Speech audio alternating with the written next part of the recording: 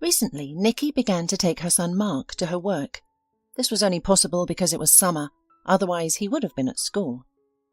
"Mum, will we have many orders today?" "Yesterday we had too few.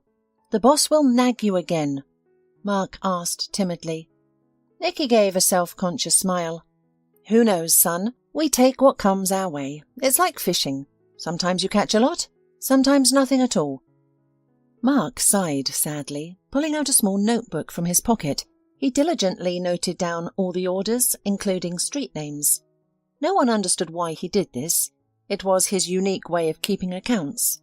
At just 9 years old, Mark always sat up front in a special child car seat. Safety was paramount, although he would have been better off at home. But there was no one to look after him. Nikki had separated from her husband a couple of months ago, but they hadn't officially divorced yet. Nikki's car was hard to miss with its bright green paint, a stark contrast to the standard yellow. She named it Cucumber and drove around the city accepting all orders. Whether the destination was near or far, it didn't matter, as long as the engine's steady hum was pleasing to her ears and the wheels were immune to nails and potholes. At that moment, Mark, sitting on Nikki's right, suddenly perked up and pointed out the window. "Mum, look, there's a man hailing a cab. See him with the backpack, on the side of the road."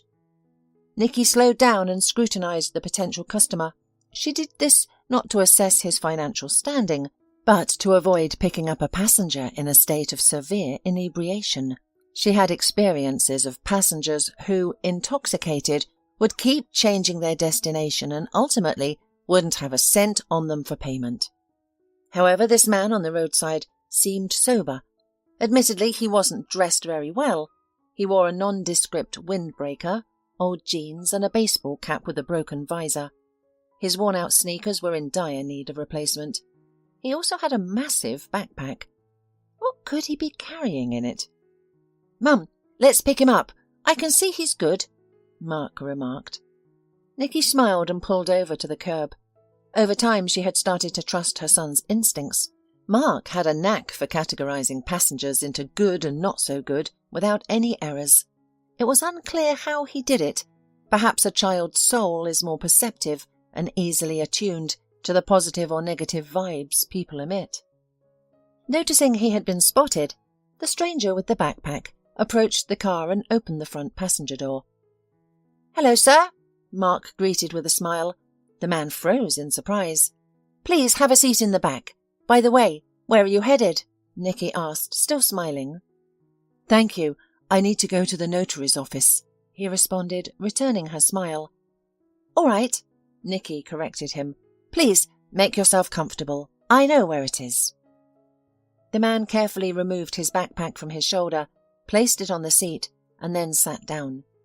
Nikki started the engine, noticing her passenger's peculiar appearance. He resembled a vagabond, yet he was headed to the notary's office. Life can indeed be unpredictable. On the journey, he remained calm, barely participating in conversation. Instead, he focused on his backpack, as if it contained something of great importance. Accepting his silence, Nikki slightly turned up the radio to listen to the local news. The wave of information always relaxed her and boosted her mind. Soon the notary's office came into view. Nikki parked the car in the lot and was about to announce the fare when she noticed something peculiar. Another taxi from her service had arrived. The surprise turned into disgust when her ex-husband Lance emerged from the car with his new girlfriend. Meanwhile, her passenger exited her car but asked her to wait for him, to which she agreed. Nikki knew Lance had seen her too. Her car was the only one of its kind in the city, quite noticeable. "Ah, Nikki's here. Did you bring the heir? Is he the one who inherited the ranch in the village?" Lance called out. Nikki, ignoring her husband's comment, began to clean the side view mirror meticulously. "Hey, isn't your name Johnny Tang?" Lance asked her passenger bluntly. Nikki's customer jolted and looked at the stranger in surprise. "Yes, Johnny Tang. May I ask what this is about?" Lance smirked. "Relax, I mean no harm. You were bequeathed a ranch to you in the village. Have you heard about it?" Johnny shook his head. No, I know nothing about it. The notary contacted me 2 days ago and asked me to meet him today. Well, that's quite surprising, but as they say, ignorance can be worse than theft. Have you never heard of Mr. Havens? Lance asked, amazed. No, I haven't. I've never heard that name before, replied Johnny, his voice wavering. At that moment, Nikki felt a pang of sympathy for her passenger. He was tall and statuesque, yet unassuming and quiet. What a strange combination. Lance is just making fun of him, Nikki thought, before speaking up. Lance, stop teasing him. There's nothing funny about this. The man is here to see the notary. What business is it of yours? And why are you even here? Surprised, Lance raised an eyebrow. What do you mean, why am I here? I'm an heir to Mr. Havens too. I've been taking care of him for months, along with Rachel. I have every right to his house and real estate. Nikki swiftly retorted. And how do you know that Johnny is among the heirs? Have you already been to the notary? You just arrived. Lance smirked. Of course I have been. And I even had time to consult. I was merely waiting for this vagabond, who is, in fact, the reason for all of this. If he wasn't involved, I would have inherited everything long ago. Instead, they spent days looking for him, until they found him living like a hermit in a shabby house on the outskirt of the town. Nikki got in the car, avoiding her ex-husband's gaze. The inheritance of her customer didn't bother her. Her priority was ensuring he was content with the cab service. Meanwhile, Lance started to display affection towards his mistress in front of Nikki, clearly trying to provoke her. However, Nikki ignored him and focused on the flower bed in front of the notary's office. 5 minutes later, Johnny emerged from the building holding a large folder and what appeared to be house keys. Here comes the heir apparent. How did you win over that old man and inherit such wealth? Rachel and I only got a house in the suburbs and an apartment downtown. Yet you received the ranch, land, and all the equipment.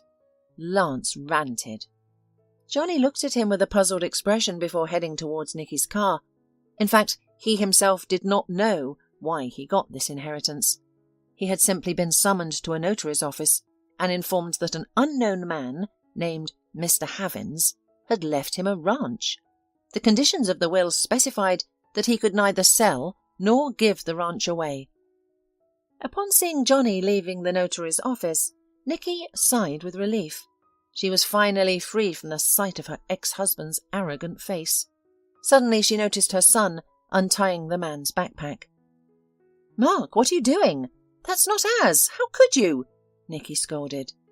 At that moment, Johnny opened the door and saw Mark with the backpack. The man smiled awkwardly. "Have you satisfied your curiosity, buddy?" Mark looked at the passenger excitedly. "Yes, sir. And what's in it? A puppy or a kitten?" Johnny shook his head and opened the door. "Well, let's hope this doesn't scare you. It's not a kitten or a puppy, but a real wolf cub." "A wolf cub?" Mark gasped in surprise. "Yes, a wolf cub. I found him in the forest. Poachers had shot his mother, and he was lying not far from her, whimpering for help. I buried his mother and took him with me in my backpack," Johnny explained. Nikki peered into the backpack with astonishment, finding a wild animal looking back at her with sparkling eyes. "How does he breathe in there? It must be hot for him, isn't it?" she asked, concerned. Johnny smiled. "No, I made holes and didn't tie the neck tightly, so he's warm and cozy. I'm not sure what to do with him next, but I'll figure it out." "Sir, can I hold the backpack while we drive? I really want to look at the wolf cub," Mark pleaded. Johnny nodded. "Yes, but don't bother him too much. He gets nervous and licks his nose when he's excited. If you see that, you'll know Wolfie is very excited." Nikki looked at Johnny with doubt. "What if he bites? He's a wild animal." "No, he won't bite. His teeth are still small, and he can't even eat solid food." Relieved, Nikki started the engine. Lance and Rachel watched the car leave with a hateful look. then passionately embraced each other again. Deep within, Lance was consumed by black envy. He was jealous that some drifter had inherited the old man's ranch. He and Rachel had taken care of him for months and expected a more generous reward. Lance discovered an opportunity by chance when he saw a newspaper ad. An elderly man was seeking a nurse or a couple to live in his house and assist with household chores. Initially, Lance didn't think much of it, but learning that the man was a wealthy farmer, he realized this could be a lucrative opportunity. Day by day, as he cared for Mr. Havens, Lance patiently awaited his fortune, hoping he and Rachel would become the rich heirs. The elderly farmer, to his credit, had told the couple that if they stayed until his last days, he would include them in his will. "That's a fortune. I heard he has a vast ranch on the north of the state. I wish it were mine. We could sell it or rent it out," Rachel mused. Lance agreed. "Yes, it will be ours. Who else could he give it to? If he had someone else, he wouldn't need our help. Do you think he would have placed an ad otherwise?" "No, he's alone. That's why he's resorting to this, so he doesn't die alone." Naturally, Johnny Tang had not even guessed about all this, and only found out today when the notary actually handed him the documents for his right to own a huge rural homestead located outside the city. As Mark watched the wolf cub in his backpack, Johnny worriedly pondered his next move. How will I be received on this ranch? Will the employees ridicule me, see me as a gold digger? I didn't want this inheritance. I didn't even know the deceased. Why am I involved in all this? On the other hand, what's wrong with starting over? Maybe I should become a farmer and get my life back on track. Johnny pondered, unsure of where to go next. Nikki didn't ask him about his thoughts. She drove aimlessly through the city, hoping he would make the right decision on the way. Suddenly, her walkie-talkie squawked. She glanced at Johnny and asked, "Where are we headed? My dispatcher is calling. Probably with another job. If you need to go somewhere, I can tell them I'm busy." Johnny hesitated. The folder in his hands felt like a hot potato. He also had the ranch's keys in his jeans pocket. He met Nikki's gaze and said, "Could you take me to that village? I want to see the ranch." Nikki smiled. "Of course I can. I've been there before. It's a beautiful place with a river and woods nearby. I think the wolf cub will like it there. You're planning to let him go, aren't you?" Johnny shook his head. "No, I haven't decided yet. He's small. He'll die without his mum. I feed him milk and bread soaked in broth." "Do wolves eat bread, sir?" Mark asked in astonishment. "I've seen them catch hares or quail." Johnny smiled. "Adult wolves eat meat, but their cubs eat milk." "So does he have a name? How do you call him?" Mark continued to bombard the passenger with questions. Nikki looked reproachfully at her son, but then dismissed it, allowing him to continue the conversation with the grown man. Johnny pondered. "What's his name? I don't know myself. Maybe you can help me." Mark's eyes sparkled with mischief. "Why don't we call him Fang? Fang is the hero of a story about a wolf that lived in the forest. Although it was in Alaska. Well, never mind. Let us have our own Fang." Johnny smiled. "Great, I don't mind. Let it be Fang." His conversation with Nikki and Mark noticeably lifted his mood, and Johnny realized he wasn't so lonely now. At least he would enjoy the company for this short distance. Nikki watched the road, marveling at the twists of fate that had transformed Johnny from a poor man into a wealthy heir. I wish someone would give us a house in the countryside, so Mark and I could live there comfortably, she thought. But we have to rent an apartment and deal with rapidly increasing rent rates. The road to the ranch was in poor condition, riddled with potholes that made it difficult to concentrate. "What a terrible road! I've seen bad ones before, but this—" Johnny mumbled. All this time, Mark held a backpack with a playful wolf cub inside. As the settlement appeared in the distance and Johnny anxiously glanced at it, he suddenly became so excited that he could hardly control himself. Probably it was akin to what a person feels when he or she has received some significant and very valuable gift, at least once in his or her life. For some reason, he instantly liked the village. It felt as though he was an integral part of this place, a single cog in its mechanism. "I wonder where the ranch is?" Johnny asked. Nikki shrugged and decided to ask the locals. She rolled down the car window and addressed a boy playing in a sandbox near a house. "Hi, do you know where the ranch is?" The boy looked at the stranger with curiosity and replied, "A ranch? Ah, you have to go straight down this street and don't turn, and you'll come to a huge gate. That's where it is." "Thanks, buddy. Here, have a candy for your help." Nikki smiled, offering him some caramels from her pocket. The boy happily accepted the candy and immediately popped one into his mouth. Nikki drove in the direction he suggested. Soon, just as the boy said, they found themselves in front of a massive grey gate. Behind it was, presumably, the ranch. After thinking for a moment, Nikki beeped 3 times and looked furtively at her passenger, whose eyes were literally shining with intense inner excitement. The sound of shuffling footsteps approached, and a man of about 70, grunting with effort, slowly opened the gate. Before Nikki, Mark and Johnny, a ranch appeared, bordered on 3 sides by verdant fields and lush gardens. A quaint wooden house with a tiled roof stood guard at the outskirts, marking the boundary of this haven of fertility and comfort. Haystacks were scattered across the yard, and various pieces of agricultural machinery were visible. Chickens scurried around the property, geese cackled while searching for worms under currant bushes, and a dog lounged lazily by the gatehouse, keeping a watchful eye on its surroundings.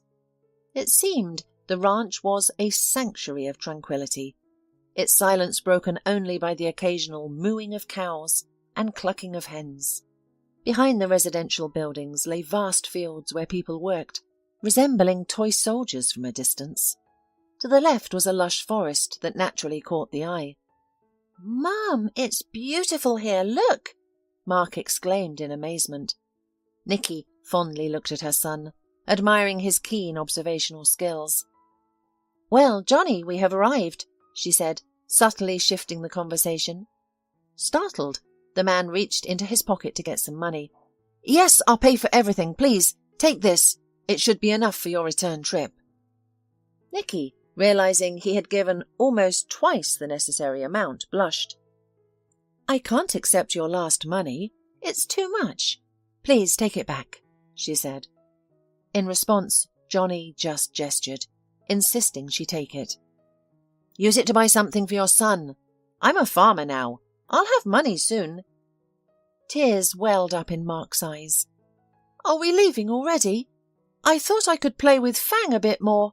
He'll miss me, and Johnny will be too busy to care for him while working in the fields." Nikki glanced at Johnny, hoping for reassurance or the right words. Johnny smiled. "Don't worry about it, buddy. If you like, you can come and visit me on the weekends. Fang will be glad to see you. He's growing up fast, but when he's a teenager, I'll probably let him go. It's inappropriate to keep a wolf among the usual livestock." Mark looked at his mum again. "And we'll really come, promise? I know you have work, but at least on Sunday or Saturday?" All right, you little extortionist. Do I have another choice? We'll come. We'll definitely come." Nikki replied with a smile, then added, turning to Johnny, "Well, we have to leave. Good luck and prosperity." Johnny nodded curtly, took the backpack from Mark's hand and got out of the car. Johnny smiled as he watched the bright green car pull away. Just then he noticed a middle-aged man with a look of displeasure on his face coming out of one of the houses to meet him. The stranger approached Johnny and loudly exclaimed, "Good afternoon. What brings you here?" Caught off guard, Johnny stepped back. "I've come to see my ranch," he explained. The stranger, who was clearly the boss here, hesitated. "To see the ranch? It's just a ranch running smoothly like clockwork. Why are you interested?" Misunderstood as the uninvited guest, Johnny turned pale. He pulled out a folder of documents from behind. Holding it out to the stranger, he clarified, "These are the ranch's papers. I'm the new owner. I inherited it from Mr. Havins." In surprise, the stranger raised an eyebrow. He took the folder and, upon reading the first few lines, realized Johnny was telling the truth. "Ah, I see. I apologize for the misunderstanding. I'm the manager, Raymond Menz. Since Mr. Havins' passing, I've been overseeing everything. All funds have been kept in a special account, as per the former owner's instructions, so rest assured everything at the farm is in order." Johnny smiled. "I have no doubt. I came to familiarize myself with the place before deciding on the next steps." Raymond squinted at the guest. His trained eyes immediately recognized that the man standing before him had problems with money, surviving on casual wages. The manager's lips curved into a sad grin as he thought, "I wonder what led Mr. Havins to include him in the list of heirs. Oh, the marvellous works of God." Meanwhile, Johnny looked around the farmyard and quietly asked, "Listen, Raymond, where can I stay? I've already sent the cab back. There's no one to pick me up and I'm low on money." Raymond paused, then pointed towards a small squat building that resembled a gnome's hut. "You can stay there, in Mr. Havins' house." "Thank you. Also, do you have some milk?" asked Johnny, sounding embarrassed. Unable to suppress a smile, Raymond replied as if speaking to an old friend. "Milk? What kind of milk do you want? Pasteurized or fresh?" "Any milk is fine," Johnny responded readily. "It's actually not for me. I have this—" Raymond cautiously peeked into the backpack. "Is that a puppy?" "No, not a puppy. It's a wolf cub. I found it in the forest and decided to keep it. Its mother was killed by a poacher." Raymond gave the ranch's new owner a reproachful look. "You shouldn't have brought him here," he said. "The animal is wild. It'll trouble the dogs. However, Bella just lost her puppies and she's grieving. Maybe we should try feeding it. Look, she's in the aviary." Johnny turned to the left and immediately spotted the dog, who wagged its tail in a friendly manner. "Yes, we can try," Johnny responded and cautiously approached Bella. She eyed the newcomer suspiciously and then began sniffing the air loudly. "The baby reeks of the forest. Is there any bedding with her pup's scent on it? I want to wipe the wolf cub with it." Raymond showed him a rag lying in the corner of the aviary, and Johnny wiped it well on the wolf cub. "I hope she doesn't tear him apart," Raymond voiced his concerns, but Johnny only smiled. "No, it'll be fine. See, she's stopped growling and is even wagging her tail." Kneeling carefully in front of the dog, Johnny gently placed the wolfie within her reach. Bella sniffed the air loudly again, then rumbled contentedly and began to whimper softly. She must have recognized it. "She feels that he is little, so she wants to help him," Raymond remarked again. Johnny remained silent, keeping a cautious eye on the dog. Bella wagged her tail, then stood up and, as if unperturbed, began to lick the wolf cub from head to toe. Johnny smiled. Well, now she recognized him. "You're lucky, Fang. We've found you a nurturing mum." Noticing that he was about to be fed, the wolf cub rumbled invitingly and began to move his nose from side to side, searching for his foster mother's breasts. Witnessing this tender scene, Johnny couldn't keep back tears, and Raymond's eyes also grew moist. Stepping aside, he said, "Get comfortable, Johnny. If you need anything, don't hesitate to ask. You're in charge here, and I'm here to assist." Johnny waved his hand dismissively. "What are you talking about? I understand you've been working here for a long time. And who am I? A newcomer? A stranger?" After entrusting Fang to his foster mum, Johnny went to settle into the house he had been assigned. It was quite cosy inside. The house had a fragrance of herbs and something else, which stirred his appetite. "That's right. I haven't had anything to eat since this morning." The journey from the suburbs to the city Catching a cab, getting here, Johnny mused. Imagine his surprise when, half an hour later, there was a knock at the door, and Raymond appeared with a tray. On it was a cup of fragrant tea and a vase full of fresh, homemade buns. Here, Johnny, my wife baked these fresh.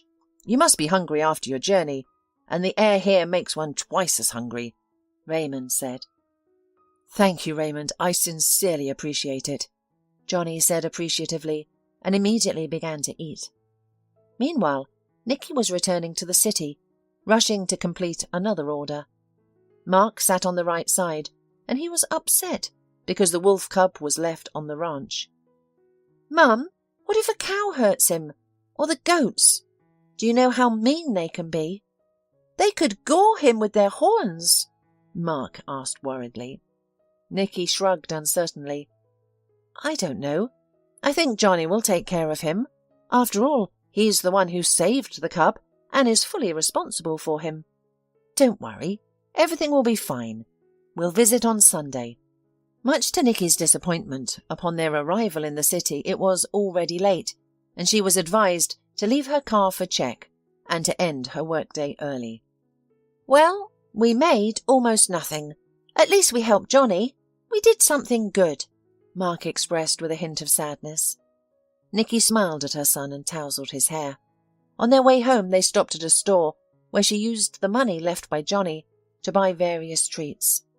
Nikki and Mark resided in a rented ground-floor apartment, which was habitually damp and cold, particularly in autumn and winter. However, it was summer, and they could forget about these discomforts temporarily. Upon reaching her apartment door, Nikki instantly noticed 2 suitcases. One had a handle wrapped in blue duct tape, which made Nikki recognize it as her own. What is this about? Is the landlady cleaning or renovating the apartment? Why are then our things in the stairwell? Nikki pondered anxiously. As she opened the door, she came face to face with her landlady. Well, Nikki, you're moving out today. I'm sorry, but I've found new tenants who pay almost twice as much as you, and they don't have small children. Why did your Mark draw on the walls with crayon and tear the wallpaper? Now I have to cover the repair costs. Mark, candy in hand, asked, When did I draw on the walls and tear the wallpaper? I never did it. But Helen only smirked. I probably know better, don't I, kid? I come here every week when the apartment is empty and see the mess you've made.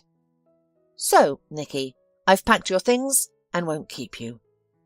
What about the rent? I paid 2 months in advance, she asked.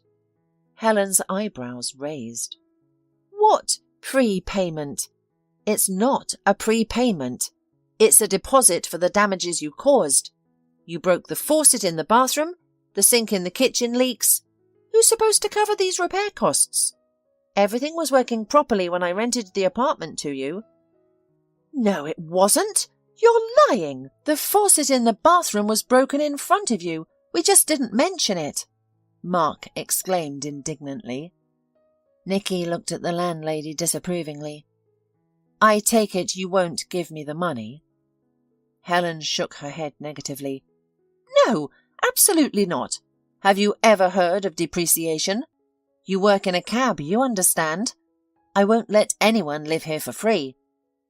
So pack your bags and bear me no ill will. Perhaps we'll cross paths again. No, I'm sorry. I hope we never meet again. At least let me stay the night. It's not right to throw someone out in the middle of the night. What will we do now? Nikki replied in a trembling voice. Helen looked disapprovingly at the tenant. You should have thought of that before you turned my apartment into a mess. We didn't create any chaos. You made it up just to throw us out. Mark, who always spoke his mind, exclaimed, Leave before I call the police, shouted the landlady. Bending under the weight of 2 suitcases, Nikki stepped outside, deep in thought. And why did we go to that store to buy groceries? Now I have to carry 2 suitcases, and Mark has to carry a bag of sweets bought with Johnny's money. Nikki's gaze landed on a suburban bus, slowing down at the bus stop. She waved to the driver and shouted, "Wait, please, wait for us!" She wasn't sure if the driver heard her, so she turned to her son. "Sonny, quickly, tell him to wait for 5 minutes while I get the suitcases. Leave your bag here. Hurry!" Mark didn't need to be told twice. He dashed to the bus stop. Once inside the bus, he said to the driver, "Sir, please wait for my mum. We'll be right back. We're going to the village. We have a tame wolf cub there named Fang, and the man we know, his name is Johnny." The driver looked at the young passenger in surprise before turning off the engine. "Well, we'll wait. You have a wolf, and a tame one at that. It means a lot." His voice was full of irony, but Mark didn't notice. "Yes, that's how it is. The cobbler without boots," Nikki muttered under the weight of the suitcases. She could use her cab during the day, but now she had to carry the suitcases herself. The bus was full. The driver opened the luggage compartment for Nikki's suitcases. After paying the fare, she and her son moved to the back of the bus. Nikki was full of concerns. She didn't know where they would live now. Before she quarrelled with Lance, she lived in his apartment, but he had kicked her out 6 months ago. Lance wasn't even confused by the fact that they raised a son together and once had made plans for a happier future. Deep down, Nikki clung to the hope that Johnny wouldn't turn them away. At least, that's how it seemed. Twilight fell over the road. The bus made its slow journey along a familiar route. Nikki felt a stirring of déjà vu. Just hours before, she had travelled the same road in a bright green cab she had affectionately named Cucumber. Exhausted from the day, Mark dozed off, clutching a bag of goodies. Nikki couldn't help but smile at the sight of him, so endearing and painfully precious. And how did it happen that his own father didn't care about him? She wondered sadly. Lance, however, was unbothered by the presence of his young son. He lived for his own pleasure, never considering anyone else. Nikki chastised herself repeatedly for choosing to tie her life to such a man. But who could have predicted that the charming man she met would turn out to be so irresponsible and deceitful, caring only for himself? The road seemed to stretch on endlessly, the grey bus continuing its journey. As they neared the needed village, the bus emptied, most passengers having alighted at earlier stops. To Nikki's dismay, she found herself alone at the final station. As she was about to ask the driver to open the luggage compartment for her suitcases, the driver offered, "Listen, where do you need to go? If your destination is close to the highway, I can give you a ride. Why do you have to carry all these suitcases?" Nikki's eyes lit up with hope. "Can you take me to the ranch? There's a big gate and it's not far, about 1 kilometre approximately.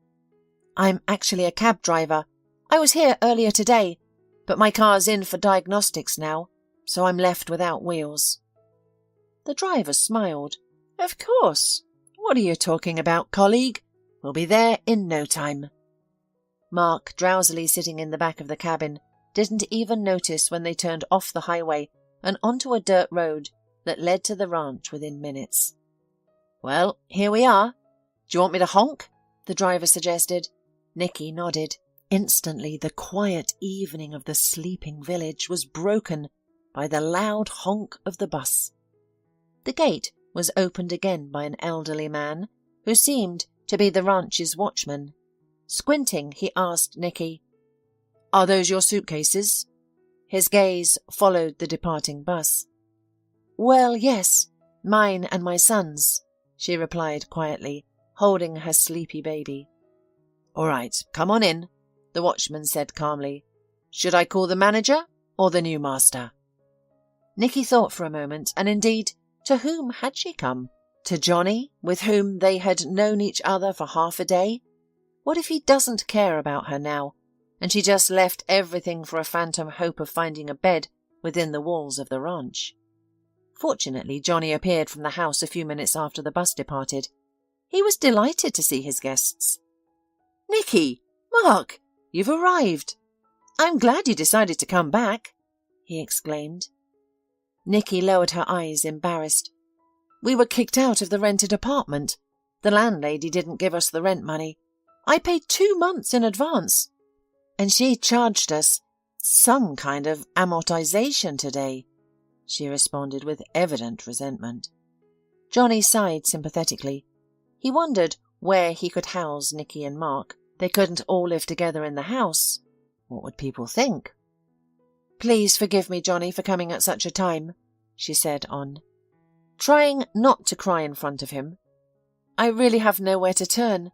I can't spend the night on the street. Johnny looked at her with undisguised tenderness and kindness. Don't worry about it, he said. I'll definitely think of something. Now let's go. I'll introduce you to my friends. They're good people and will help. You've helped me so much today. I was on that highway for an hour and a half, trying to hitch a ride, but nobody stopped. They probably thought I was a hobo. At that moment, Raymond emerged from one of the buildings. Seeing a young woman with a child, he frowned. Coming closer, he introduced himself politely and cautiously inquired about the situation. After listening to the confused story, the manager readily stated, I think there won't be a problem with accommodation. You can stay in that house over there, the one with the red roof. That's where the maid used to live when Mr. Havins was still alive. The house is now empty. I'm the only one left here, along with some local workers, but they sleep at home with their families. Thank you so much. We are truly grateful to you, Nikki said, wiping away a tear. At this moment, both Raymond and Johnny felt uncomfortable, as if they had intruded upon something deeply personal. Johnny, where is Fang? Why can't I see him anywhere? Mark anxiously asked, still rubbing his eyes after a sound sleep on the bus. Johnny smiled. Here he is, my friend. He's sleeping in with Bella now. She's like a new mum for him. Mark's eyes widened with surprise. He's with a dog?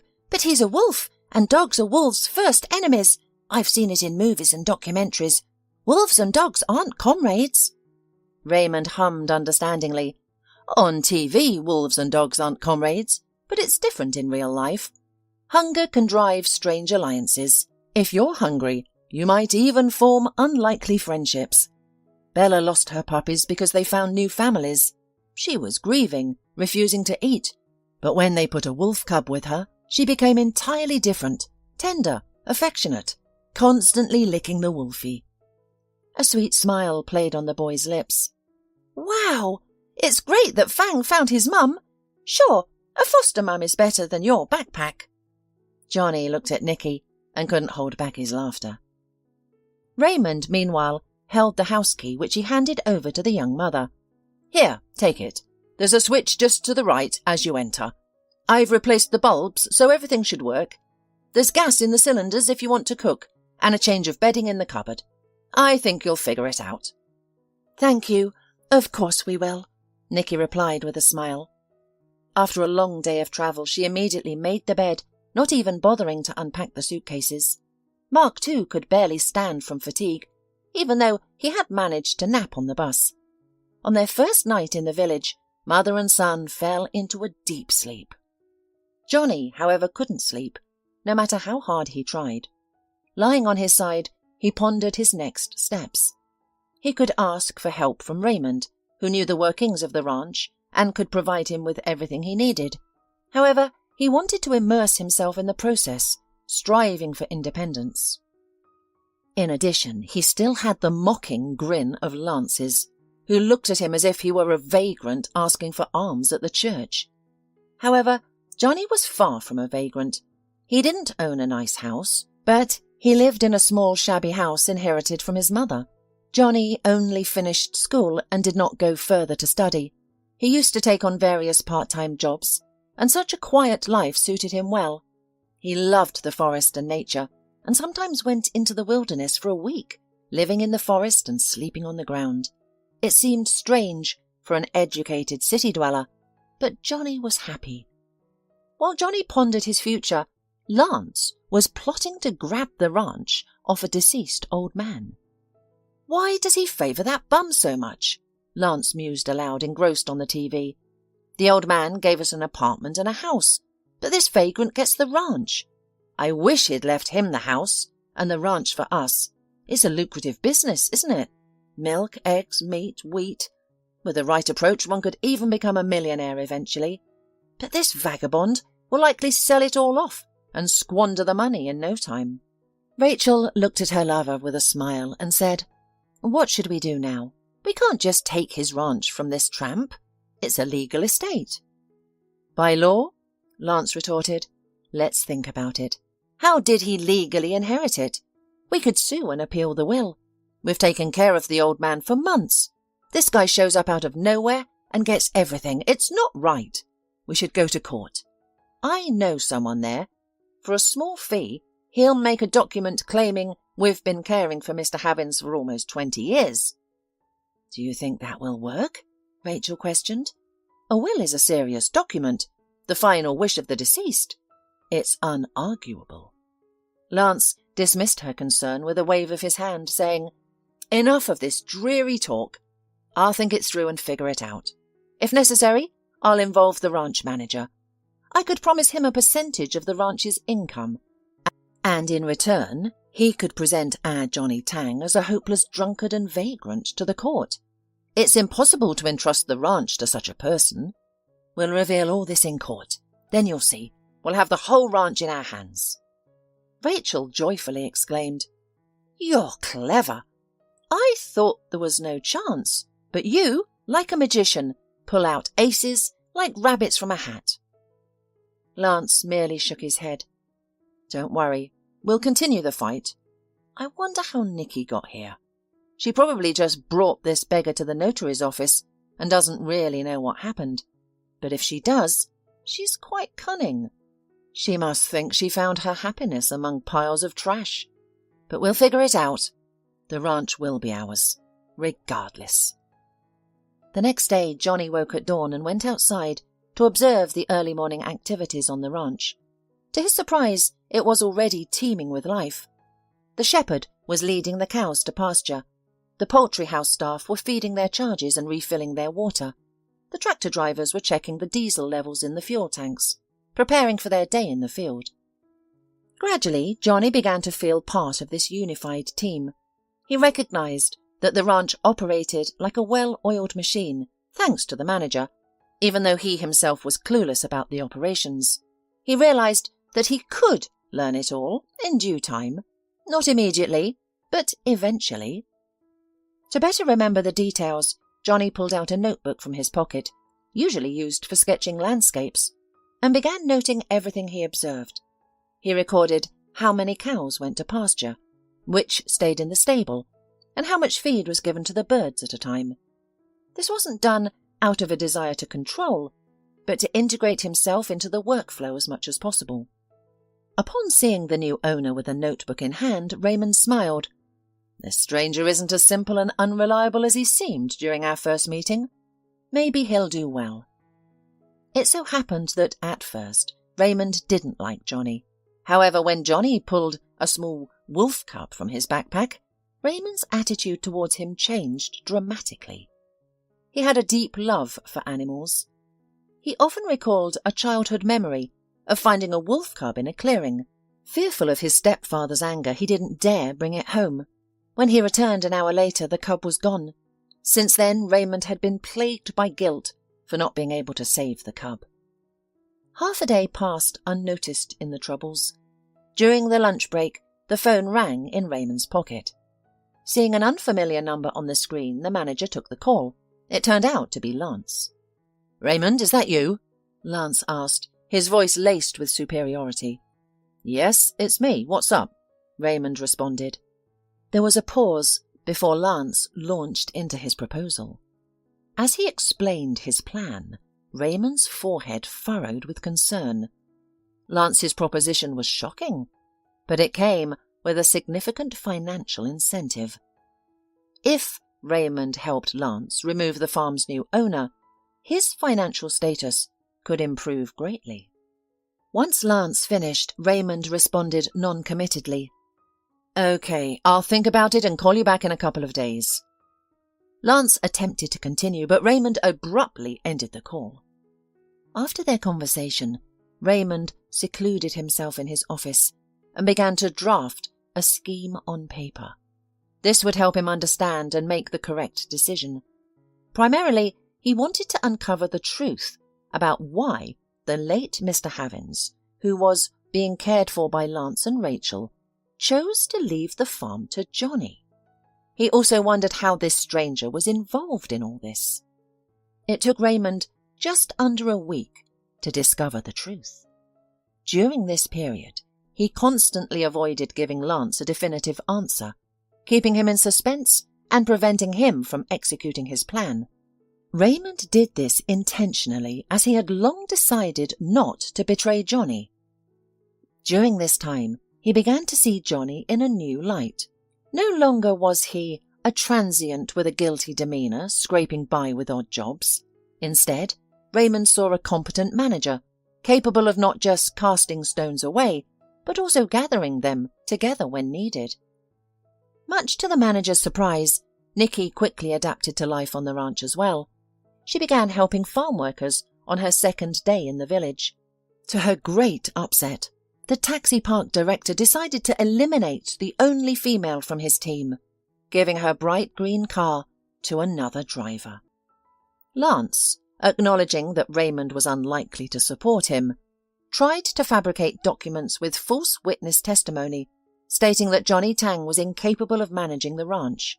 However, he was met with a surprise. Raymond and Johnny presented authentic documents to court, proving that Johnny Tang was the late farmer's grandson. Years ago, Mr. Havins' son Ned left home following a dispute with his parents. He fell into bad company and ended up in prison, serving almost a quarter of a century, with brief periods of freedom, before reoffending. When little Johnny was only 10 years old, Ned was killed in a prison riot. Johnny lived with his mother all the time, but when he was 16, she died as a result of a work accident. The boy thought he was alone in the world and lived as best he could, adapting to the new reality. At the same time, his grandfather didn't know anything about his existence either. It was only shortly before his death that his son's former cellmate, with whom Ned was friends, was released after serving a long sentence and visited the old man. He was the one who told Mr. Havins that his son had had a girlfriend and a son. Mr. Havins began making inquiries and soon learned all about Johnny. Unfortunately, he didn't get to see him, but he did get to redo his will. On his deathbed, Mr. Havins decided to leave his ranch to his grandson, while leaving his apartment and house to Lance and Rachel, fulfilling his promise. Lance, having suffered a fiasco, finally quarrelled with Rachel during sharing apartment and house with her. Meanwhile, Nikki finally filed for divorce, as she planned to start a new life with a more dependable man who, unlike her previous spouse, wasn't careless with their family's happiness and planned to multiply it. Raymond and Johnny became such close friends that many villagers started referring to them as brothers.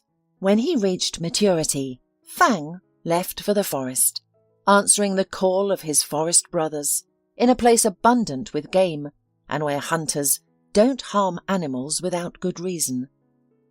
Watching his joyful parents, Mark laughs heartily, eagerly awaiting the arrival of his siblings.